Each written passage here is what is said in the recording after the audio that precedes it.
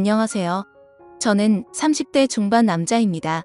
아내와는 결혼한 지도 벌써 6년이라는 시간이 지났네요. 연애하면서 이 여자가 아니면 내 미래는 상상도 못할 거라 생각을 했습니다. 결혼식장에서 당당히 신랑 입장을 할 때라든지 신혼집 공사가 끝나 처음 둘이서 두 손을 꼭 붙잡고 집 안으로 들어설 때 정말 제 아내와 평생을 행복하게 백년해로 할 것이라는 걸 믿어 의심치 않았어요.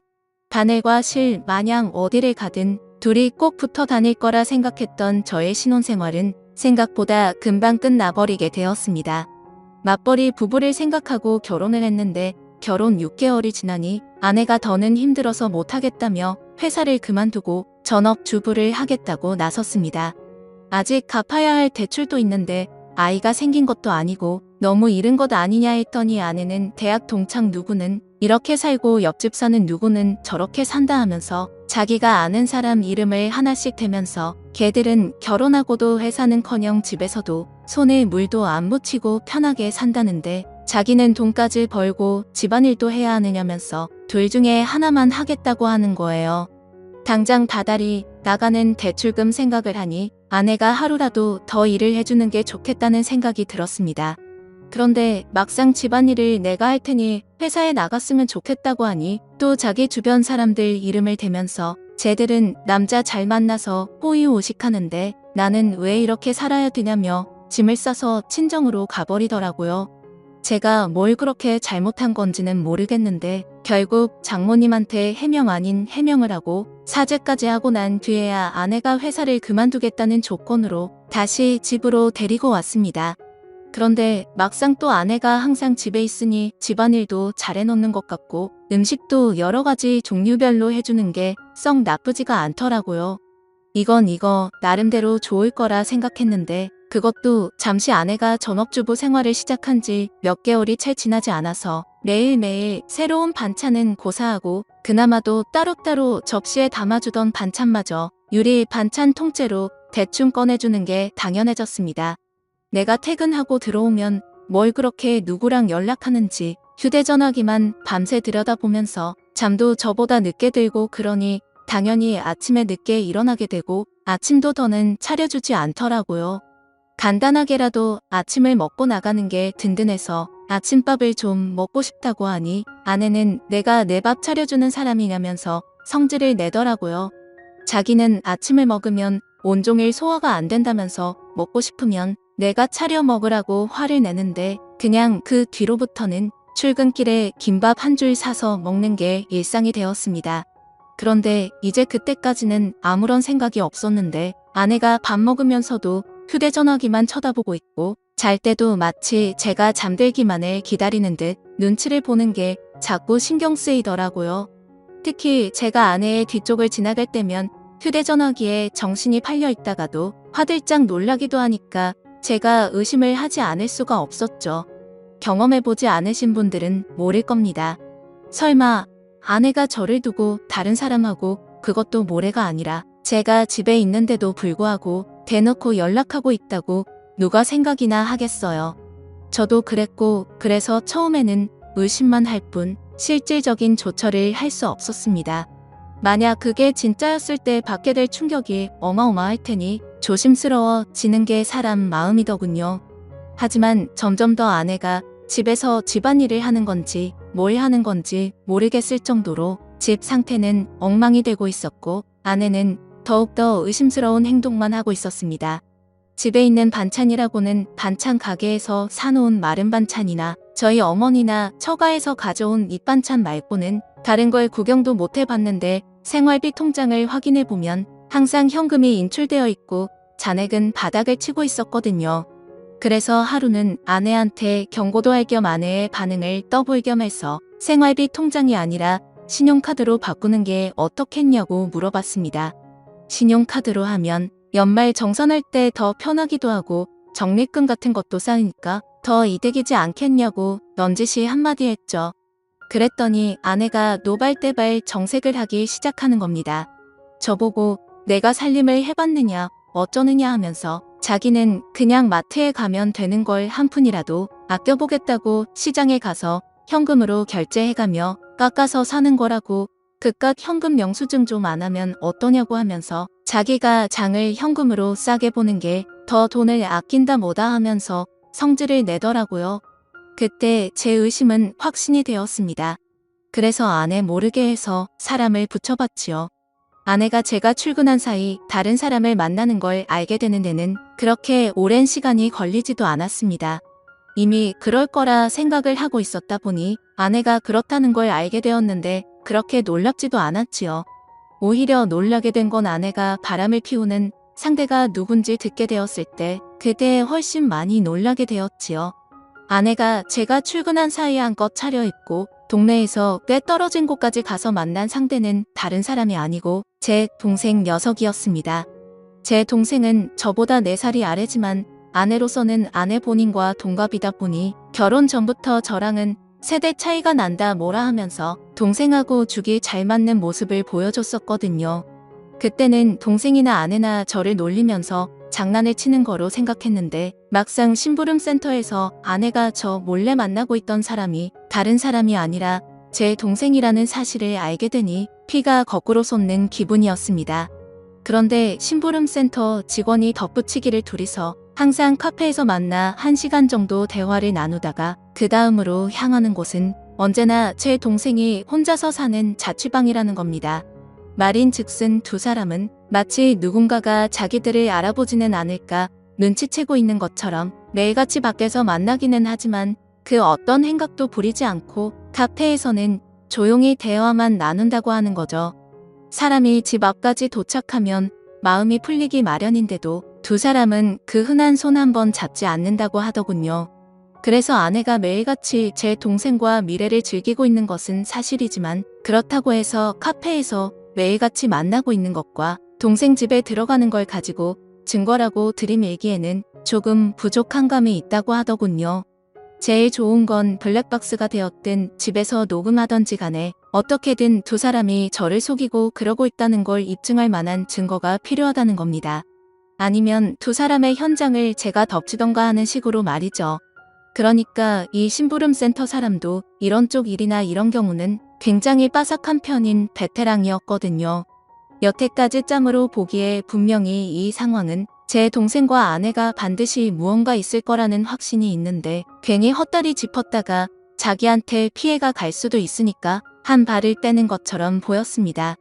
그리고 나서는 3주를 따라 붙었는데 저렇게 매일같이 만나면서도 아무런 흔적을 남기지 않을 수는 없다고.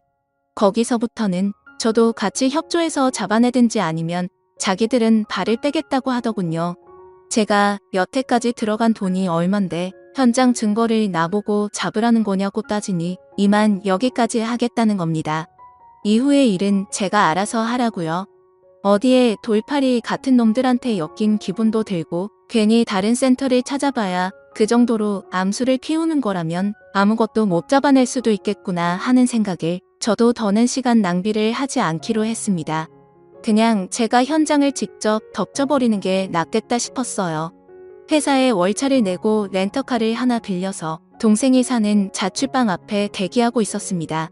아내는 제가 출근한 줄로만 알고 있을 테니 매일같이 만나고 있다고 하는데 당연히 그날도 둘이 똑같은 패턴으로 카페에서 둘이 만나서 동생 집에 도착을 하겠다는 계산이 서 있었습니다. 차 안에서 숨죽여서 기다리고 있었지만 그 시간이 평소와는 다르게 엄청나게 천천히 가더군요. 이 무더위 속인데도 모자도 뒤집어 쓰고 최대한 안 보이게 동여매고 있으니 거기에 차 시동도 걸어놓지 못하는 상태다 보니 정말 죽을 맛이었습니다. 그런데도 심장은 엄청나게 빠르게 뛰고 정말 그 차 안에서 무슨 생각을 했는지 기억도 안 날 정도로 오만 가지 생각이 오고 갔습니다. 아니나 다를까 거의 매일같이 똑같은 패턴으로 행동한다는 말과 똑같이 두 사람이 시야에 들어오더군요. 사진으로 보는 것보다 실제로 보니 정말 치가 떨려서 그 자리에서 문을 박차고 나가 두 사람한테 욕한 바가지를 쏟아붓고 싶었지만 현장을 덮치기 위해 속으로 참을 인자를 새기면서 겨우겨우 참아냈습니다. 카페에서 둘이 시간을 보냈으니 집 안에 들어가자마자 본 경기를 시작하려나 그 길로 저도 뒤따라 들어가 문을 열고 들어가고 싶었지만 참았습니다. 그때의 1분 1초는 정말 제 인생 그 어떤 시간보다 느리고 천천히 흘렀습니다. 무더위에 두 사람 다 걸어오느라 고생 좀 했을 테니 땀이라도 식히겠거니 싶어서 조금만 더 시간을 두고 기다리기로 했지요. 동생 집 비밀번호는 제가 이미 알고 있었습니다. 뭔가를 바꾸는 걸 별로 좋아하지도 않는 성격이어서 예전부터 한 번호만 쭉 고집해온 녀석이거든요. 이미 두 사람이 집에 들어간 상황에 저도 뭘 더 차 안에 있을 필요가 있겠나 싶어 저는 이미 동생 집 앞까지 들어와 있는 상황이었습니다. 얇아 빠진 철제 현관문 너머로 아내와 동생의 목소리가 들려오는데 정확하게 무슨 내용을 말하는지는 들리지 않았지만 동생이 벌써 시작을 한다느니 어쩌니 아내가 오늘은 조금 빨리 좀 끝났으면 좋겠다느니 어쩌느냐 하면서 하하 호호거리며 이야기를 주고받더군요. 아니나 다를까 5분도 걸리지 않아서 두 사람은 뭘 하는 건지 문 너머로 들려오던 소음도 하나 들려오지 않고 조용하니 아무 소리도 들리지 않기 시작했습니다. 둘이서 나눴던 대화 때문에라도 이미 미칠 것 같았는데 막상 아무 소리도 들리지 않으니 눈앞이 깜깜해지더군요. 더는 기다리지 못하겠다 싶어서 문을 박차고 들어갔습니다. 들어갔는데 두 사람은 제가 생각한 것과는 정반대로 서로 멀찌감치 떨어져 앉아있더군요. 옷도 제대로 갖춰 입고 있었고 말이죠. 오히려 그 문을 따고 들어간 제가 더 당황스러웠습니다. 지금 뭐 하는 거냐고 크게 외치면서 들어갔는데 오히려 제가 민망한 상황이 되어버렸어요. 아내는 집에서 재택근무 형식으로 일할 수 있게 인터넷 사업을 구상 중이었고 그 과정에서 컴퓨터에 능숙한 제 동생에게 도움을 받고자 그동안 동생을 만나왔던 겁니다. 오히려 제가 동생과 아내에게 몹쓸 짓을 하고만 상황이 되어버렸죠. 손이 발이 되도록 싹싹 빌어야 했습니다. 아무리 의심할 게 없어도 그렇지 어떻게 동생과 아내를 그런 사이로 의심할 수 있느냐고 동생에게 한 소리 아내에게 한 소리 듣고 나서 나아가서는 어머니에게 한 소리 또 듣고 장모님한테는 아주 가루가 되도록 욕을 얻어먹었습니다. 졸지에 저는 아내랑 친동생 사이를 의심하는 의심병 환자가 되어버렸죠. 그 이후도 후유증이 엄청나서 아내와는 서로 말도 하지 않고 지내게 되었습니다. 그렇게 되니 너무 억울하더라고요. 그래서 아내의 뒤를 캘 때 고용했던 심부름센터 직원을 만나서 따졌습니다. 어떻게 자기는 아무 잘못 없다 잡아떼고 면피를 하려고 할 줄 알았는데 심부름센터 직원이 돈은 다 환급해준다고 하면서도 자기는 억울하다고 하는 겁니다. 자기가 이걸로 밥 벌어먹은 게 어디 한두 번 한 게 아니라고 나름 업계에서도 베테랑이라고 자부하고 다니고 그동안 경험으로 저와 제 동생의 사이가 거짓이 아니고 거의 확신에 가깝다는지 이야기를 하기 시작했습니다. 이 양반이 내가 틀렸다고 하니까 자존심이 그렇게 상했나 싶었고 저는 사실 억울한 게 더 컸기 때문에 헛소리하지 말고 그럼 환급이나 해달라고 했어요. 그 양반한테 보수를 환불받는다고 해도 이미 엎질러진 물을 되돌려 놓기에는 힘든 상황이었지만 그래도 마음이라도 풀고 싶었거든요. 그런데 그 양반이 흔쾌히 환급을 해준다고 했다가 자기한테 짧게는 2주에서 길게는 2달만 시간을 달라고 하더군요. 제가 보수로 준 돈이 그렇게 큰 목돈이 아니었는데 이 양반이 돈이 궁해서 그러는가 싶었습니다. 그런데 그게 아니었고 자신은 지금도 확신한다면서 지금부터는 무료로 더 조사해본다고 하더라고요. 만약 그렇게 했음에도 자신이 틀린 거면 다 환불해준다고 말이죠. 안 그래도 헛다리 짚어서 쪽팔렸었기에 그냥 무시하려고 하다가 공짜로 해준다는데 내심 저도 껄끄럼해서 일단 알겠다고 했습니다. 그로부터 정확하게 한 달이 지나서 그 양반이 저에게 녹음 파일 하나와 사진 몇 개를 내밀더군요. 그리고 그건 사실이었던 겁니다. 아내와 제 동생의 사이가 말이죠.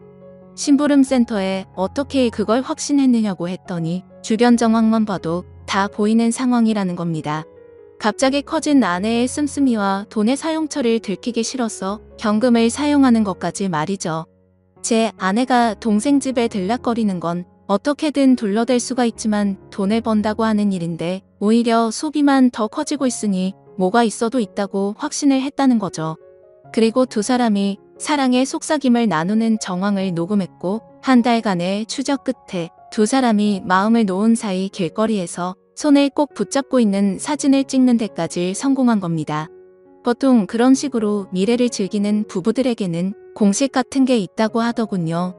아무래도 떳떳한 만남이 아니다 보니 데이트 장소가 매번 갔던 곳으로 한정적인 짝이 있기도 하다네요. 그러면 그 짝의 특징이 테이블 같은 곳도 매번 같은 자리를 선호한다는 겁니다. 그 덕분에 둘이서 사랑의 속삭임을 나누는 대화 내용도 녹음을 뜰 수 있었다고 하고요. 환불을 받으려고 했는데 심부름센터에 감사해서 추가 수당까지 지급하고야 말았어요. 아내와 동생을 한 곳에 불렀습니다. 그 둘 앞에 제가 확보한 사진을 들이밀었더니 제 앞으로 달려와서 무릎을 꿇고 속일 생각은 없었다고 두 사람 다 잠깐 정신이 어떻게 되었었나 보다고 하면서요. 자초지종을 들으니 아내가 처음에는 재택근무로 돈을 벌며 가게에 보탬이 되려고 했던 건 사실이었습니다. 그리고 컴퓨터에 일가견이 있는 제 동생에게 찾아가 도움을 요청한 것도 사실이고요. 저 모르게 시작해서 놀라게 해줄 생각에 저한테는 따로 말을 한 적이 없다고 합니다. 그런데 아무 경력도 없는 여자가 제 동생이 컴퓨터를 아무리 잘한다고 한들 인터넷으로 장사해본 경험도 없는 새파란 햇병아리에 불과한데 초짜 둘이서 머리를 싸매고 있겠다고 해도 돈이 벌릴 리가 만무했던 거죠. 그렇게 둘이서 맨땅에 헤딩하면서 생활비며 용돈이며 끌어다 써서 돈을 날리고 나니 그러는 과정에서 둘이 정분이 나버린 거였어요. 처음에는 그냥 돈이 안 벌리는 상황의 스트레스 해소용으로 시작한 건데 날이 갈수록 그 마음이 커져서 이 지경까지 왔다고요. 그러니까 제가 쳐들어간 그날도 일하고 있던 건 맞지만 일이 끝나면 어떻게 될지 몰랐던 거죠. 그런데 제가 좀 더 참지 못하고 현장을 확실하게 덮치지 못했을 뿐이었던 거였고요. 운도 참 지지리도 없다 생각 들었습니다. 조금만 더 참았으면 그때 이미 발견한 거였는데 오히려 제가 성급하게 행동을 해서 두 사람한테 알리바이만 만들어준 꼴이 돼버린 겁니다.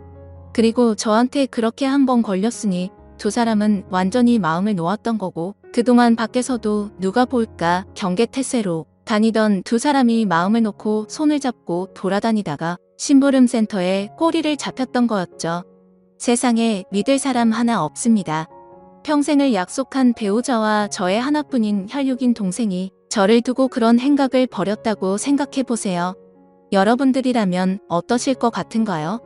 심부름센터 비용하고는 다 동생과 아내에게 뜯어냈고 위자료 청구까지 했습니다. 제 친동생에게까지 합의금을 뜯어내야 하는 게 참 어이가 없는 상황이네요. 두 사람이 얼마나 깊은 사이였건 간에 제정신이면 이렇게 저와 연을 끊고 나서도 둘이서 더 만나는 일은 없을 테지요. 아니, 뭐 만나도 상관없습니다. 이젠 제 인생에 더 이상은 없는 전처이기도 하고 아예 처음부터 존재하지 않았던 동생이라고 생각하고 살아가기로 했으니까요. 사연을 읽어주셔서 감사합니다.